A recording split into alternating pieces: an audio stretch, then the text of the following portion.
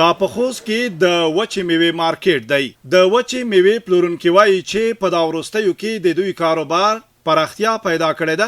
هممهال دوی زیاتوي چې نه یوازې په ځانګړو ورځو کې د وچې میوې کاروبار غوړېدا پیدا کوي، بلکې خارج میشتي افغانان هم له همدې ځایه وچه میوه بهرنیو هیوادونو ته له ځان سره وړي.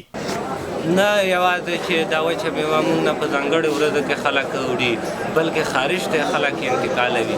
موږ له دولت څخه پوښتنه کوو تر څو موږ ته داسې اسانتیاوې برابرې کړي، تر څو هوایي دهلیزونه خلاص کړي چې څو زموږ تجارت په وچه میوه کې له نورې نړۍ سره سیال شي. د وچې میوې اخیستونکي وایي چې افغانستان وچه میوه د نورو بهرنیو هیوادونو له میوو نه غوره او ښه کیفیت لرونکې ده او دوی د خپل وطني میوې ته ترویج ورکوي. د افغانستان میوه ډېر کیفیت لري.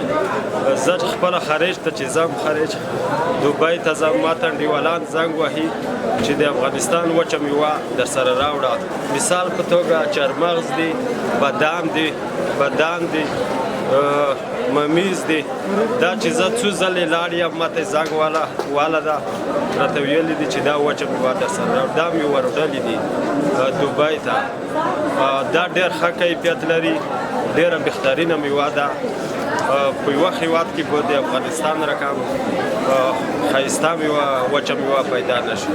بلخوا د وچې میوې پلورونکي له دولت نه غوښتنه کوي چې د وچې میوې لپاره د هوایي دهلیز موندنې په برخه کې کوټلي ګامونه واخیستل شي چې نه یوازې په خوست کې د وچې میوې کاروبار پراختیا پیدا کړي، بلکې ګڼ شمېر کسانو ته به په مستقیم او غیر مستقیم ډول د کار زمینه هم برابره شي. وچه میوه ډېره ښکلی کیفیت لري. دا نه چې خلک یوازې په عید کې استعمالوي او یا په ځانګړې ورځ کې استعمالوي. خلک یې ډېر استعمالوي. موږ د دولت نه دا غوښتنه ده چې دهلیزونه د خوست ښار کې جوړ کړي چې نوره سهولت د هېوادوالو ته وشي، د مسافرینو ته وشي. ډېر خلک سعودي والا، دوبۍ والا، کویت والا خلک راځي د وچې میوه، پسته، بادام وطني. د دې غوښتنه ډېر دی مسافرینو. د یادونې وړ ده چې د خوست ملکي او نړیوال هوایي میدان څخه داخلي او نړیوال پروازونه هم کیږي. بلخوا غوښتنې دا دي چې د خوست ملکي او نړیوال هوایي میدان څخه د وچې میوې صادرات پیل شي چې په دې سره به بېلابېل اقتصادي پرمختګونه هم رامنځته شي.